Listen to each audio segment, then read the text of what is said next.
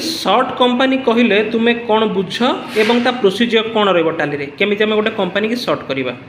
Shirt company अर्थ है जो company name of company list रे अछि ताकू हमें सेटू रिमूव करि पारि किंतु सेटा परमानेंटली डिलीट होबा नाही।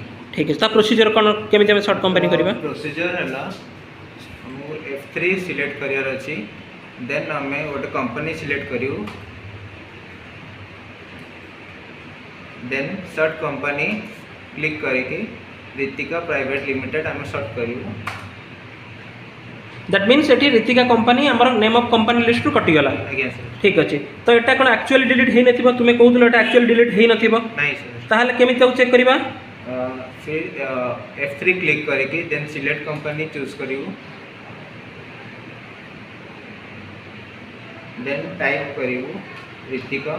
ठीक अच्छे, एथुरु आम जानिले कौन ना सर्ट कंपनी अर्थ होची name of company list remove हो जिवो डाटा हमर कंपनी रिमूव हो जिवो एवं एटा परमानेंटली डिलीट हो न थाए। नहीं सर। ठीक अच्छे, बुझेला आज्ञा सर। डाउट किछि अछि। No sir.